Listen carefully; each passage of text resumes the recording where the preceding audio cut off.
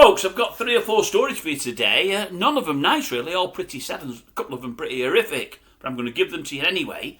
Did you see that one this morning on the TV? A youngish couple. What were the names? I did write it. Alwyn and Jenny Condon. Alwyn and Jenny.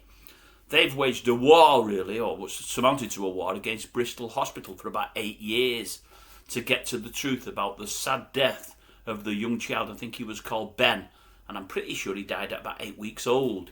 He was born premature anyway, and he did get to go home, and then he took ill with breathing problems, and it turns out he had some kind of, I think he picked up one of these viruses. Anyway, the hospital told the parents that he had a virus.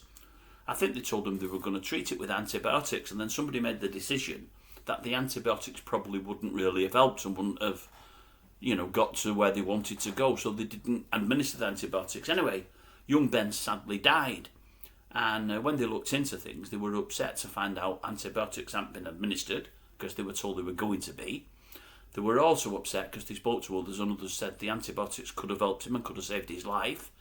And really, they wanted to get to the bottom of things with the hospital, and the hospital weren't forthcoming with information, and in some instances were telling lies and massaging the truth. Anyway, the parents sat down with the bigwigs at the hospital, recorded everything. The hospital knew they were recording on a phone on the table there, and they were recording the meeting that they had.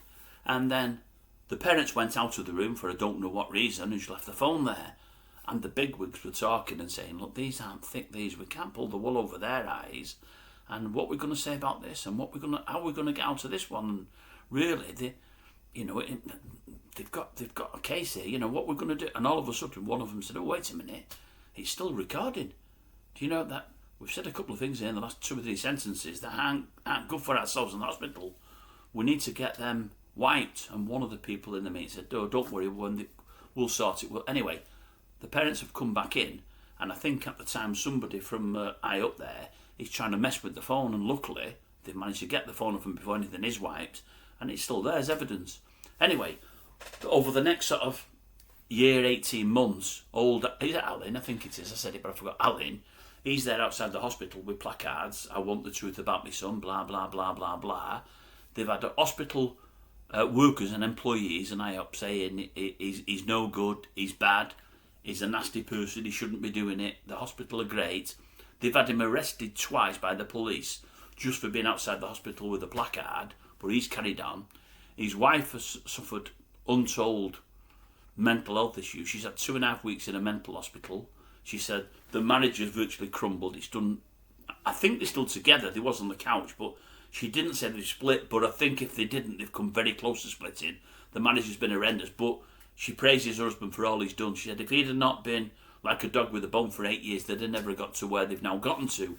And that is, they had a second lot of, was it pathologists or people that know what they talk about? Obviously not me. I didn't write this down. Did I write it down? Bear with me a second. Did I write it down?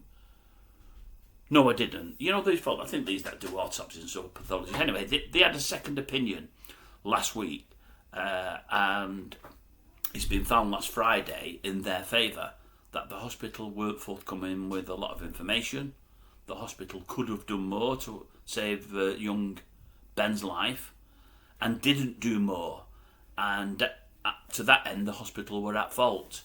And they've also said 3 high-ranking people within the hospital should be hanging their heads in shame and have said and done some things they shouldn't have said and done. So the parents of young Ben feel vindicated and glad they've took this long, and the mother saying, we've come on here, it's killed me to come on here, but we've come on here because we want other parents to know that are dealing with hospitals, because you hit a brick wall. They put a brick wall up and shelter themselves and keep you out, and they don't want you in, and they look at each other's backs. That's just what they do. And my husband hasn't given up, and you've not got to as well, she said. And if anybody's having issues with hospitals and with the kind of stuff that we've had issues with, I want you to look at our case favourably and take on board what we've done and what we're doing, and hopefully learn from it, and don't go through what we've been through, she said. But it's horrible. She said it's been horrendous for 4 years, absolutely horrendous. Anyway, that's where they're at. Things have, they're a lot better than they were before, and because of that, obviously, they're getting some kind of closure. It's not going to bring Ben back or anything like that. I just hope that, and I know we're a compensation kind of country and stuff, I know that, but I hope they get a compensation and get lots and lots and lots and lots of money. I don't care that it hurts the hospital or the NHS or whatever else. That couple deserve it for what they've done, for what they've been through. Your hat went out to them, it really, really did. I hope now they can turn some kind of corner. Never bring the young kiddie back, but I do hope there's a bit of light at the end of the tunnel and the lives do improve. At least they've been vindicated, and that's sometimes all you require, all you need, really.